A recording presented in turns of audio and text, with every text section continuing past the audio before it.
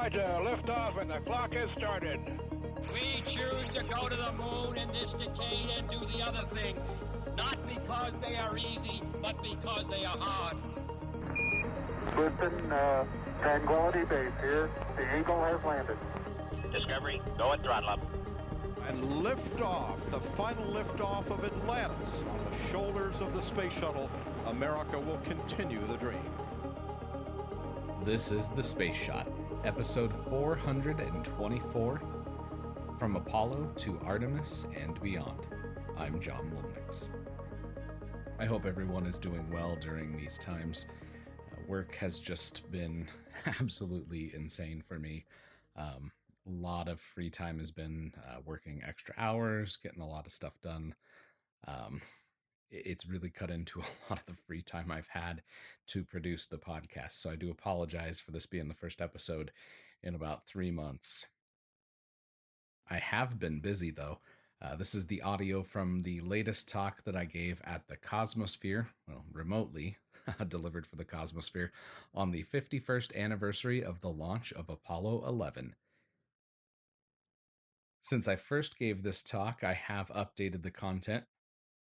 I'm including more information on Skylab, the shuttle program, and also the Artemis program, now that we have a little bit more clarity on those new missions. Earlier today, on Thursday the 30th, NASA launched the Perseverance rover to Mars. The rover and its Ingenuity helicopter will arrive on February 18th, 2021, and I'm looking forward to that touchdown on the Martian surface. I've got some normal podcast episodes coming up here soon. There's a lot I want to cover. I have been making sure that Facebook and social media channels are updated regularly. So if you haven't already done so, check out the social media links in the show notes. My presentation included a lot of pictures, so check out the show notes for a link to Google Drive. There'll be a PDF with the slides from this presentation, so if you'd like to go along with the podcast, check that out. I'll also be sharing the video version of this on Facebook here soon, but I just wanted to get this audio out here before I have to go back to work here again soon. I appreciate everyone tuning in, and again, check out the show notes for a link to that PDF so you can follow along with all of the pictures. And now, here's the audio from my Coffee at the Cosmo presentation, From Apollo to Artemis and Beyond. I want to introduce our panelist, or our host today, John Molnix. John is going to be presenting From Apollo to Artemis and Beyond. John is a space and science history communicator and volunteer for the Solar System Ambassador for NASA and JPL. He also volunteers here at the Cosmosphere. You've probably seen his posts on social media. And he helps produce a podcast for us. So if you've ever listened to our podcast on Fireside or Apple, just the Cosmosphere podcast, you can find him there. He also has another podcast that's wildly popular. It's called The Space Shot. It's entered its 4th season. It has over 400 episodes. They're mostly on space, science, history. He interviews some fantastic people. I highly encourage you to check that out as well. Again, on Apple and iPod, The Space Shot. John also contributes to publications on medium.com and other websites, and where he covers history, news, space news, and technology. So without further ado, let's virtually welcome John Molnix. Good morning, everybody. Can you hear me all right? We've got you loud and clear, John. Cool. I'm going to start my screen sharing here. And let me minimize this here real quick. And can everybody see that first slide there? I think, Carla, you can. Perfect. I'm going to get right to it. So as Carla said, my name is John Molnix. I am a space science communicator, huge history nerd, going all the way back to me as a little kid. I was the short kid in that picture there at the Cosmosphere back in the 90s. So this is something that I've been interested in my entire life. As a volunteer at the Cosmosphere, I've been able to do some amazing stuff. Sitting there with some of the mission control consoles, I've been able to visit Hawthorne, see SpaceX up close. That other picture there with the Mercury Atlas or Mercury Redstone was out at Launch Complex 5 and 6. So I got to go to where human spaceflight started here in the States. So I've been able to travel to some pretty cool places. As Carla said, I'm a podcaster, so I've been able to do some really fun interviews. And I have to say, top one for me was being able to sit down with Jack from SpaceWorks and go over the restoration process of mission control and actually sit at the flight director's console there as it was being restored by SpaceWorks. So just a really incredible opportunity. Today we're going to be talking about from Apollo to Artemis and beyond. And really, I'm going to be covering a lot of content here. There's about 60 years of history, so we're going to go through these early missions here at warp speed. Starting off with the Mercury 7, which was NASA's astronaut group 1. We had Walter Schirra, Deke Slayton, John Glenn, Scott Carpenter, Alan Shepard, Gus Grissom, and Gordon Cooper. And a funny note on that slide there, if you notice Slayton and Glenn, they've got a slightly different colored boots on. It's because their pressure suit boots weren't complete when that picture was taken. So Project Mercury was really the basics. Just 6 missions on the Mercury Redstone and the Mercury Atlas. And this was really making sure that humans could function in space. There was, debates on whether humans could actually eat in space. So just really getting up there, doing the basic nitty gritty of learning how to fly in space. Coming up here next week is going to be the anniversary of Liberty Bell 7's launch. And as Carla mentioned, we've got some cool content on the website for that. And there's going to be some really cool pictures from the behind the scenes of the restoration and then of the mission itself. The first flight of Project Mercury was in 1961 with Freedom 7 and Alan Shepard's launch. That's pictured in the top left picture there. So the Mercury Redstone rocket lifting off from Launch Complex 5. Next one over there in the middle would be Liberty Bell 7. So it's just pretty remarkable that where Carla's standing right now, that little capsule's on the top of that rocket in the picture there. So once NASA had a little bit of spaceflight experience, and by a little bit, I mean about 15 minutes and 28 seconds of experience, President Kennedy committed to landing a man on the moon before the 1960s was out. This is a very audacious plan, something that really hadn't ever been done before, obviously. And the reason he did that was the Soviets early in the space race had a little bit better capability than we did. And he felt that it was going to be, that technological leap was something that we could surpass the Soviets' experience and capability. And that's why that he and NASA decided to go to the moon, which led us to Project Gemini. This really paved the way for being able to operate in space for longer periods of time. It proved that rendezvous in space was possible. It proved that EVAs were possible, so astronauts could go outside the spacecraft, work on, retrieving film canisters like they would from Apollo later, or working on experiments. There was a lot of things that were used or that were done during the Gemini program as a proving ground. And there were 10 missions in the program. The first 9 of them are pictured here. And my favorite launch photo, it's a multiple exposure here. I'm going to show you on the next slide, is of Gemini 10. The launch tower didn't retract as the rocket was launching. It had already retracted by the time the rocket lifted off, but I just love this multiple exposure. And then on the right over here, we have the spacesuit that Michael Collins wore during the Gemini 10 mission, which is on display at the Cosmosphere. So Gemini was really the stepping stone to Apollo. It was necessary. There was a lot of incredible missions. The longest one was just under 14 days. And if you've ever visited the Cosmosphere, you know how cramped the Gemini spacecraft is.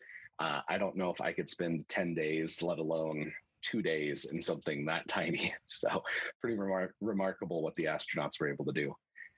After Gemini, of course, we have Apollo. And this is a really cool picture that somebody on Wikimedia Commons shared. It shows all of the Saturn V launches from the uncrewed Apollo 4 all the way up to the launch of the Skylab space station, which we'll talk about a little bit later. An interesting note too, the first Saturn I rocket, which was the smaller variant that was used to launch just a command module, actually launched for the first time back in 1961. So the hardware that was used during the Apollo program was really in development for a long time, and it's remarkable how those capabilities evolved. 13 Saturn V rocket launches total, from Apollo 4 in 1967 to Skylab in 1973. And now we're going to talk a little bit about the crewed missions here. The first one, of course, Apollo 1. Virgil Gus Grissom, Ed White, and Roger Chaffee died in a pre-test launch pad fire. Just a sad stroke of events that led to just one of the most tragic events in spaceflight history. However, NASA was able to learn from this failure, and there was major design and engineering changes to the Apollo spacecraft, which made it a better spacecraft and safer for humans to be in. Next up, we've got kind of the forgotten Apollo mission, which was Apollo 7. Don Isley, Wally Schirra, and Walt Cunningham flew in an Earth orbital mission. This was basically just a shakedown cruise of the command and service module. And interestingly, it's the first time that there was a live TV broadcast of Americans from space. Next up, and we celebrated the 50th, 2 years ago now. It's hard to believe with how long 2020's felt. But 2 years ago, we had the 50th anniversary of Apollo 8. And this is one of my favorite missions for a number of reasons, but it's the first time that humans left the gravitational influence of Earth and entered orbit around another world. Frank Borman, Bill Anders, and Jim Lovell, pictured there, did some amazing things in orbit of the moon, and they captured one of the most iconic images of the 20th century, which is Earthrise. And the astronauts on that crew like to say that they traveled to the moon to, learn about the moon, but they ended up discovering Earth. Next up, we've got Apollo 9, which was the second launch of a Saturn V rocket with humans on board. And this was an Earth orbital shakedown. So their lunar module was flown in Earth orbit, as well as the command module. And then Apollo 10. The fun little Peanuts and NASA connection there with the lunar module that was named Snoopy and the command module named Charlie Brown. This was basically a dress rehearsal for Apollo 11, which launched in July of 1969. And actually, on that note, today is the 51st anniversary of the launch of Apollo 11. Neil Armstrong, Michael Collins, and Buzz Aldrin became the first crew to launch on a lunar landing mission. Of course, Buzz and Neil went down to the surface while Collins stayed in the command module. But just I want to note before we go any further, the launch sequence of these, so just how quickly these missions launched in succession. We had Apollo 8 in December of 1968. Then we had Apollo 9 in March of 1969. Apollo 10 was in May of 1969. Apollo 11 in July. So just an incredible launch cadence, getting those missions just in rapid succession. It was just, kind of staggering compared to the flight, frequency that we've seen now. And hopefully, with SpaceX and Boeing starting to launch crews, we should be getting to fly to space a little bit more frequently than we have been the past couple decades. Just a fun shot of the Saturn V for Apollo 11 taking off. Another fun one here. Michael Collins took this picture, and he was quoted as saying, "I think you've got a fine-looking flying machine there, Eagle, despite the fact that you're upside down." He took this image on one of the Hasselblad cameras, and one of the film canisters that was used to basically house the film that took this picture is on display at the Cosmosphere, which is really cool. And some of these images are ones that we shared last summer during the 50th anniversary of Apollo 11. And it was a lot of writing, but those were a lot of fun to produce. I really enjoyed making all of those posts. And then here we've got a picture of Buzz on the surface of the moon. And if you look really closely in his helmet's reflection, you can see Neil. And amazingly enough, there's not very many pictures of Neil actually on the lunar surface. He was taking most of the pictures of Buzz, and Buzz, for whatever reason, wasn't taking as many. But this is one where you can see Neil reflected through Buzz's visor. And then next up, we have Apollo 11. I'm on.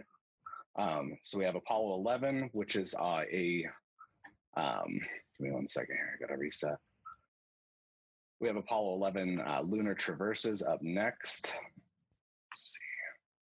And I just want everybody to take a look at how small these lunar traverses were. This is the deck of the USS Intrepid, which is a museum in New York. You can see like the SR-71 Blackbird, which is also on display at the Cosmosphere. There's one of those there. And then here in the middle, with the yellow, that yellow outline essentially is where the astronauts walked. And then in the middle of that is a representation of the lunar module. So I just want everybody to keep in mind how small that area really is once we talk about Apollo 17 here in just a sec. Next up, we have Eagle returning from the lunar surface, another really cool Earthrise picture. Interestingly enough, Michael Collins, the command module pilot for Apollo 11, was the only human not in this picture, which is just kind of wild if you think about it. Next up, Apollo 12, and we're going to fly through these next ones here real quick. Apollo 12 is really cool because it was the first time that humans brought back a piece of a spacecraft from another mission. The scoops from Surveyor 3 were on board, were basically taken back on board the Apollo command module and returned to Earth. Next up, we have Apollo 13. Everybody knows about this one, obviously. We just celebrated the 50th anniversary of that mission. They had to abort the lunar landing portion just due to an oxygen tank that was faulty and exploded in flight. So unfortunately, they weren't able to land on the moon, but they did return safely to Earth. And here is Odyssey on display at the Cosmosphere. Apollo 14 basically did the landing that Apollo 13 would have done in the Frau-Maurer Highlands. Apollo 15, as soon as my computer advances here, was the first flight with the lunar roving vehicle. So this allowed astronauts to cover more ground on the lunar surface. They were also able to stay on the lunar surface for a longer period of time, nearly 3 days, with improvements to the limb. And then next up, we have Apollo 16.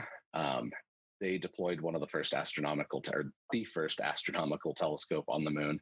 And John Young, astronaut John Young, pictured in the middle there, drove the lunar roving vehicle in what they jokingly called the Grand Prix, where he put it through its paces. And if you look closely, you can see kind of the rooster tails of the lunar dust and regolith being kicked up by those wheels. And then lastly, we have Apollo 17. And this is the first time so far, and the only time, that a scientist has actually walked on the moon. Harrison Schmitt is a geologist, and he was able to study the lunar surface in detail up close. It was also the only night launch of the Saturn V rocket, which is pictured here. And then here's that Apollo 11 traverses again. So USS Intrepid, pretty big ship. You can see all the different airplanes. I'm going to move it to the next slide here. Intrepid is in a yellow circle. This is the traverses that were done during Apollo 17. So all the way from Williamsburg Bridge up through Central Park. The astronauts on Apollo 17 were able to cover an incredible amount of distance. And this just kind of an interesting note, comparing a robotic mission to a human mission. In the 6 years that the Curiosity rover has explored Mars, that rover has covered roughly 21 kilometers in 6 years. The Apollo 17 crew was able to cover about 35 kilometers in 75 hours. Now, obviously, the robotic explorers are able to, look at things along the way. They can stop, look at areas of interest, and then keep moving. So it's not an entirely fair comparison, but it's just a striking difference between the capability of having a human on a planet exploring and then having a robot that's a little bit slower. That being said, I love Curiosity, and I'm excited to see the Perseverance rover launch here soon.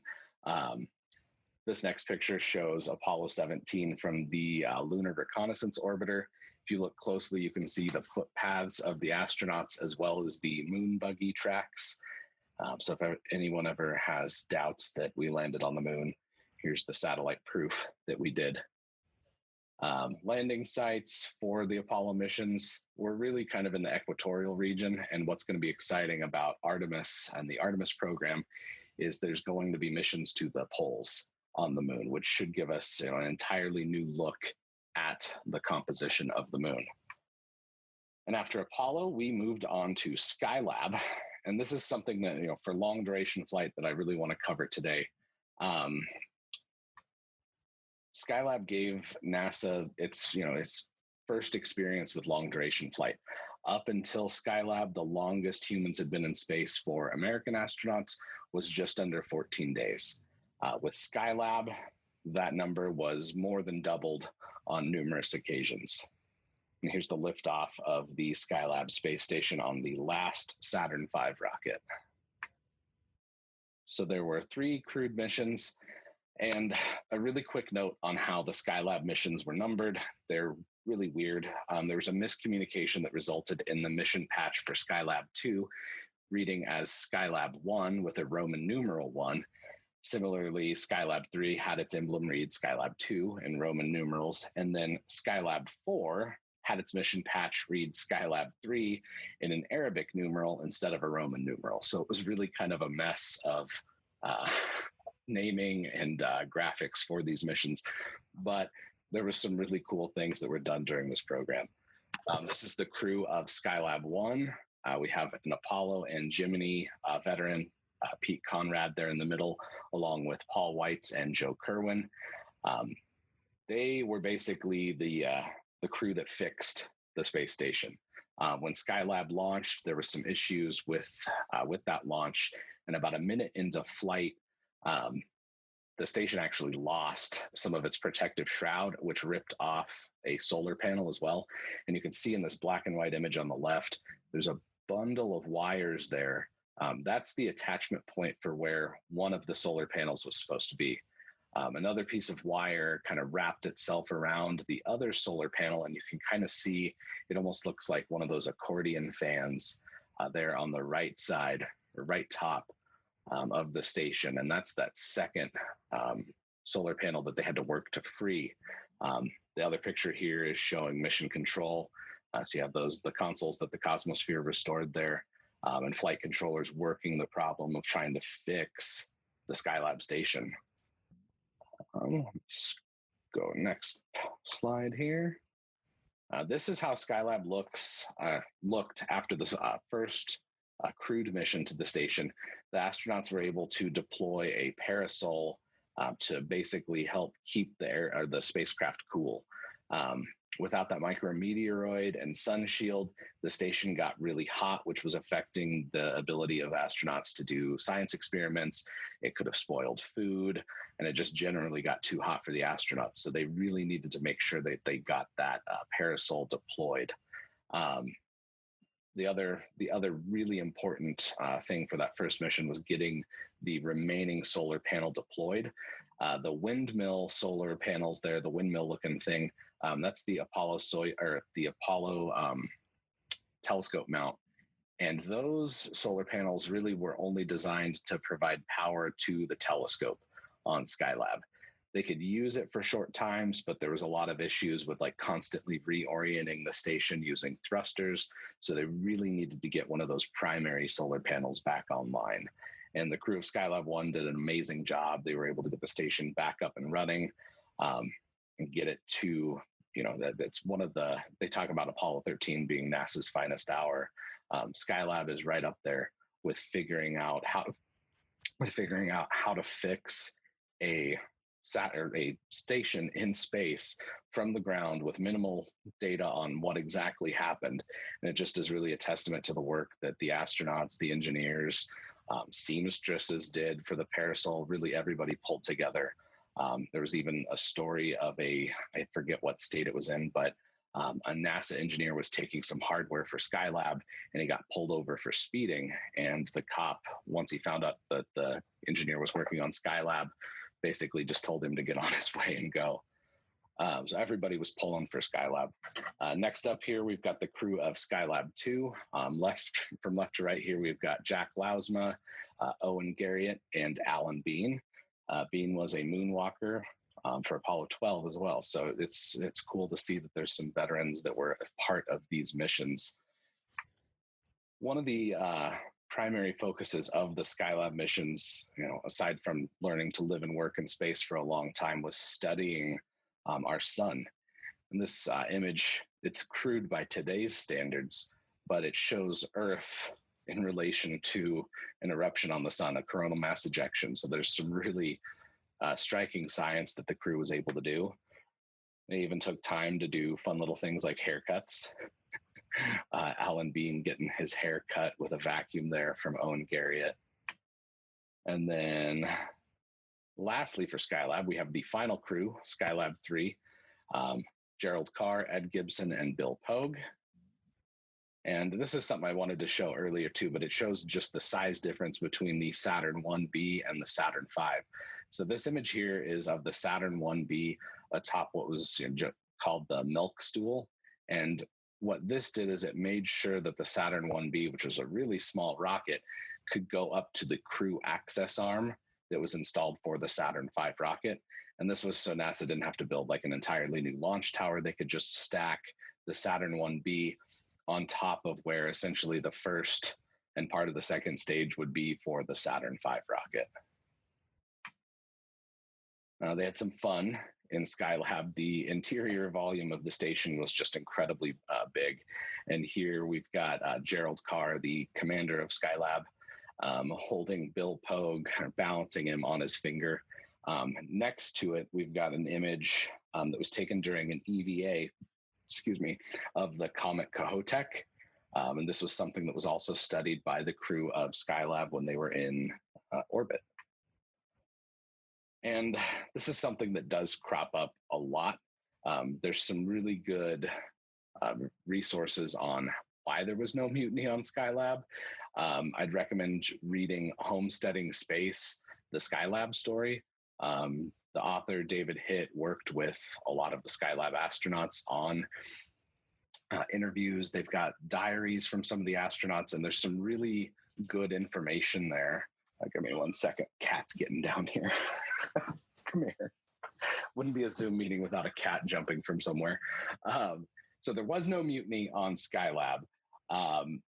Really, there's some just kind of a long story, but long story short, what happened was the crew of Skylab 4 or Skylab 3 would take turns responding to ground controllers. So all three of them would have headsets on, but instead of everybody having to respond, they would cycle through and take turns. Unfortunately, for one orbit, they forgot who was next for communicating with the ground, and that kind of led to the notion or the stigma that there was, cranky astronauts that went on strike or mutinied on the station and weren't responding to NASA. There was a terrible Harvard Business Review study written on the subject. Long story short, I'd recommend reading Homesteading Space. Blogger Emily Carney also has some awesome resources on how there was no mutiny and just busting that myth. And I'll make sure that we get those linked on the Cosmosphere website. That way people can check them out later. Really the big lesson from this story, and the reason I bring it up, is NASA learned a lot about human factors during Skylab, about how crews could be expected to work long times without, goofing off, being able to have fun, look out the window, as it were. And this better communication between flight crews and between ground controllers really is one of, I think, the most important legacies of the Skylab program. The mission itself, the station, is incredible. I mean, the picture that you're seeing here is the inside of Skylab. In terms of like how big the station is, I'll show you a picture of the International Space Station here shortly. but just the interior volume of Skylab was just staggeringly big, even by today's standards. But I think Skylab's legacy is going to be, as we get a little bit farther out, and we're coming up on the 50th anniversary of those Skylab missions. I think people are going to start to appreciate how transformative these early space station missions to Skylab were. They were long duration. The first crew of Skylab doubled the previous U.S. record in space. The second Skylab crew doubled that first record. And then the final crew, 84 days in space. For a crew that supposedly mutinied, they ended up getting all of their science objectives completed, and it went down in the books for a crew of rookie astronauts. It went down in the books as one of the most productive missions in history.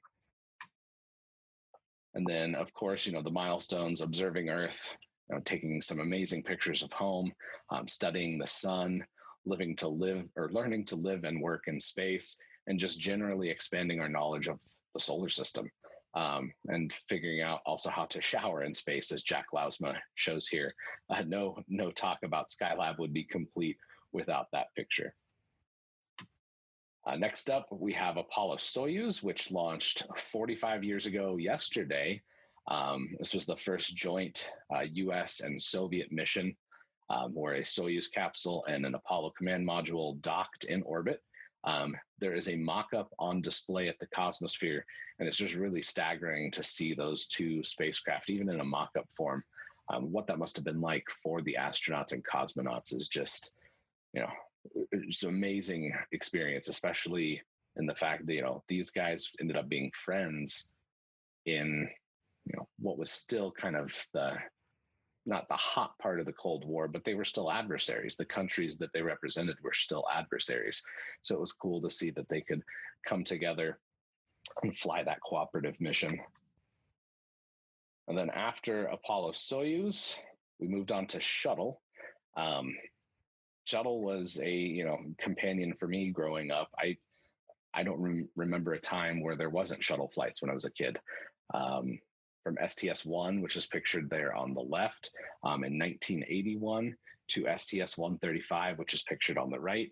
There was 3 decades of missions, whether it was launching and repairing the Hubble Space Telescope, or building the International Space Station, or just flying on a Space Hab mission or Space Lab mission. There was really some incredible science that was done during the shuttle program. The longest shuttle mission ran about 17 and a half days, but most missions typically ran between 5 and 6 days. The crews ranged from 2 astronauts for the first missions, those test missions, up to 8 astronauts. Interestingly, the shuttle was so far the only rocket that's ever been flown untested with humans on board. So like the test flight of the shuttle was with 2 astronauts on board, John Young and Bob Crippen. And that was pretty remarkable that, everything went off without a hitch for that mission. There was some tile loss early on that NASA discovered. They had to change the sound dampening system to make sure that those SRBs didn't shake the tiles, the thermal protection system off of the shuttle. But they learned a lot from those flights. And the shuttle led us to the Shuttle Mir missions. And this really is the phase 1 of the International Space Station program. It was getting Americans back in space for long periods of time on increments, as they were called, on board the Russian space station Mir. There was some really cool oral histories and blog posts from the time. And it was American astronaut Andy Thomas. I just want to read a quick excerpt from one of his oral histories. Quote, "Perhaps one of the most moving moments, though, was as we drew further and further away, we went into the night side of the planet, and I could see the stars and the running lights of the station were on. You couldn't see Mir. All you could see was lights flashing. They were just going off in the distance, those flashing points of light fading out slowly. That was kind of an emotional moment because I knew that would be the last time I would see it, Mir, forever." He was the last American astronaut to fly to the Mir station. Now, obviously, we've had 20 plus years of continuous human space flight with the International Space Station, which is pictured here.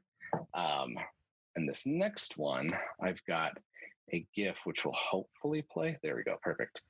So this just shows the ISS construction over lots of different shuttle flights. The ISS is the largest human-made object to ever orbit the Earth. It has a mass of nearly 1 million, or just over 900,000 pounds, or about 410,000 kilograms. Has a pressurized volume of roughly 32,000 square feet or cubic feet. The ISS can generate 80 kilowatts of electric power with all of its solar arrays now.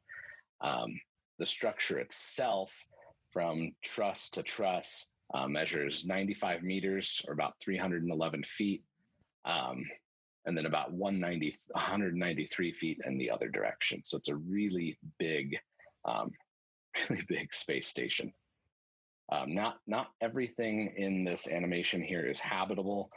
The trusses are used to store equipment, have cable, relays for power, all of that stuff. But just it's remarkable how all of these different, components, whether it's the Kibo module from Japan, Zarya from Russia, the Harmony or the Tranquility module, or the cupola with the Tranquility module. There's just so many partner nations that have come together to put the station together. It's a testament to the cooperation that's needed for those long duration flights. Now, obviously, we've also moved into commercial crew, which is the next phase of getting crew to the International Space Station. We have Doug Hurley here in the foreground and Bob Bankin in the background there. They launched on a SpaceX Crew Dragon capsule on May 30th. That ended the longest gap in human spaceflight capability from the United States. SpaceX, of course, brings their rockets back to land either on drone ships or back at Cape Canaveral. So they're able to reuse the first stages of their rocket. And here's another close-up of the Falcon 9 that launched Doug and Bob just this last May. And I'm sharing this picture just because I want to kind of point out some history here. So in the foreground, obviously, we have SpaceX, the Falcon 9, so the present of space exploration. In the middle upper third there, way in the back, it's kind of hard to see probably on Zoom, but there is the mock-up Mercury Redstone rocket, and that is Launch Complex 5 and 6. So that's where the first humans to launch from Earth took off from. And then the very top right, hopefully it's not blocked by the picture-in-picture mode, there's some construction going on, and that's actually the site where Blue Origin will be launching from here soon as well. So it's just a really interesting picture showing the past, present, and future of space exploration there. The current crew on board the International Space Station, and just contrast that with that picture I showed you earlier of Skylab's interior versus the station. It's quite a difference. And another shot here of Crew Dragon and the ISS. And then next up, we are going to be talking about the moon and the Artemis program here. We're going to finish up with that. So Artemis is the twin sister of Apollo. There's a return to the lunar surface in 2024. Fingers crossed we can still make that. There's going to be a mission to the moon's south pole, and NASA is really aiming for a sustainable presence on the moon by 2028. They're also going back with international partners and commercial partners as well. This is a picture of the Orion spacecraft, the capsule that will be used for Artemis 1, which is tentatively launching late 2021, like November-ish, I think. NASA's Orion spacecraft is designed to take 4 astronauts farther than they've ever gone before. And it's going to do that on top of the Space Launch System. The first one will be the Block 1, which won't be as powerful as the final version of the SLS. But here's a picture of the booster that will be used for Artemis 1, I believe, on this picture. And then Artemis 1, there's not going to be any astronauts on board, so it's an uncrewed launch. Just kind of a shakedown cruise. There's going to be some science on there. I believe CubeSats are going to be on board. I don't remember exactly off the top of my head here, but it's something I can definitely share afterwards in the notes. The Gateway is also going to be part of NASA's plan to return to the moon. It's an orbiting platform that's going to host astronauts for science stays on the Gateway, for stays on the lunar surface. They could use the Gateway as kind of a stepping stone. Part of going to the Gateway is going to be utilizing commercial partners to launch payloads to the Gateway and to the lunar surface. And to the lunar surface, NASA is going to be leveraging private companies for science missions. Masten Space Systems of California is going to deliver 8 payloads with 9 science and technology instruments to the lunar surface. And this is the picture of one of their landers here. And they're going to be going to the South Pole by 2022 to help lay the foundation for future human expeditions there. And then obviously working with those commercial partners, this picture here shows a SpaceX Gateway Logistics Service delivery of cargo to the Gateway. And then most excitingly, we have the lunar landers. The one on the left there is being developed by SpaceX. They're going to be using their Starship. The middle one there is from Dynetics of Huntsville, Alabama. They're going to be developing that really cool looking lander there. And then the last one is the national team. It's a mix of Blue Origin and other companies that are coming together to develop a more traditional looking lander there. And getting back to the moon, it's on the way to Mars. I think the moon is really going to give NASA a good stepping stone for getting to beyond, obviously beyond low Earth orbit, but also beyond the moon as well. Right now, we're utilizing robotic explorers to explore Mars and other distant planets in the solar system. And really what's happening here in the next decade is NASA is going to be building on that legacy of Apollo, of Skylab, of International Space Station, and they're going to push back to the moon. Artemis, I'm really excited to see the Artemis program. I'm hoping we can hit that 2024 deadline, fingers crossed. But definitely a sustainable presence by 2028. So there's a lot coming up here, a lot to be excited about, a lot to watch for. So obviously watch the Cosmospheres pages, watch NASA's website, really just keep an eye out for all the incredible stuff that's going to be coming up here in the next decade.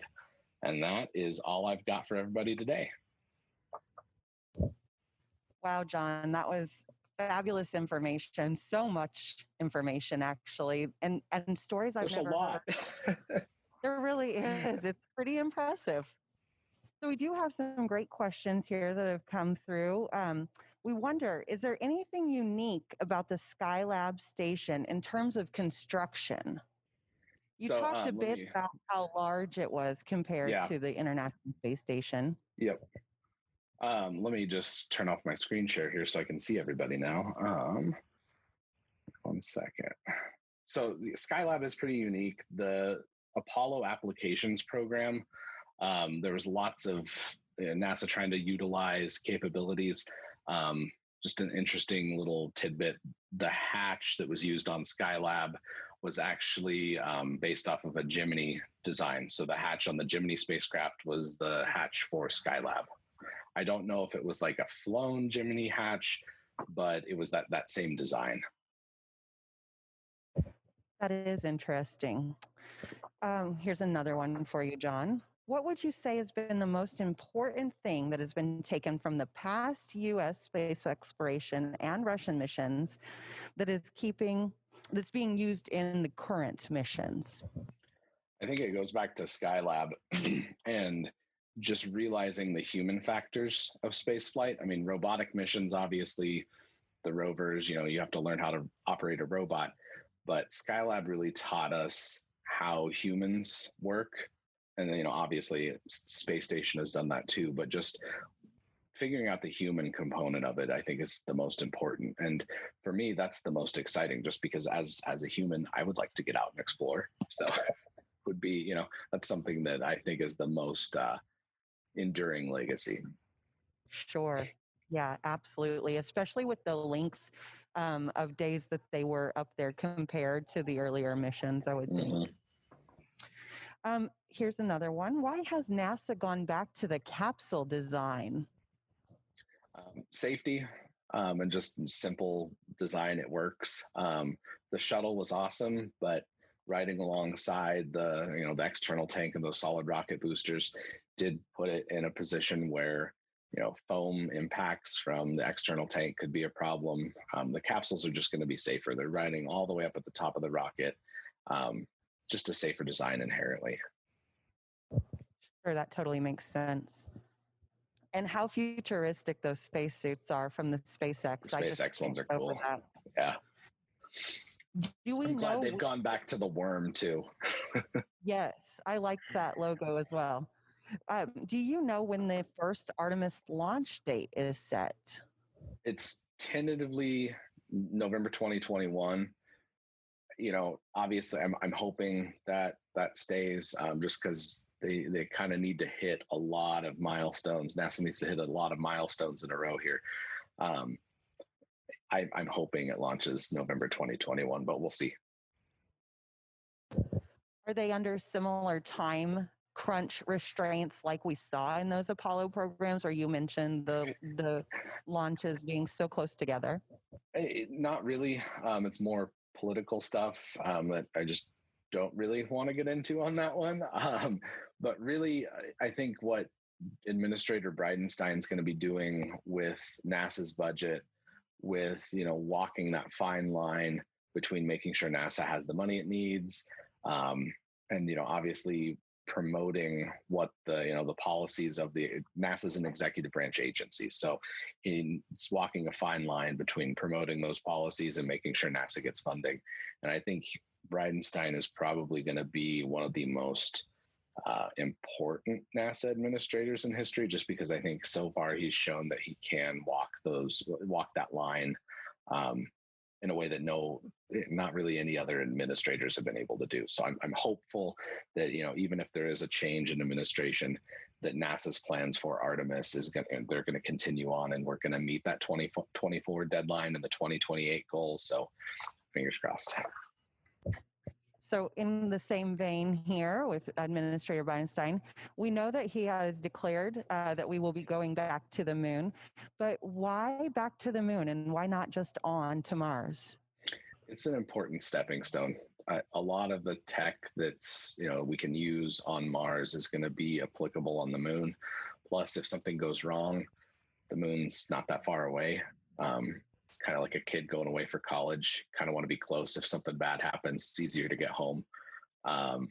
Mars, there's also, more limits with, as we're seeing now with like the Perseverance rover launch, there's only certain windows that you can launch to Mars and get there in a reasonable amount of time. Whereas the moon, you can launch a lot more frequently. You can return a lot easier.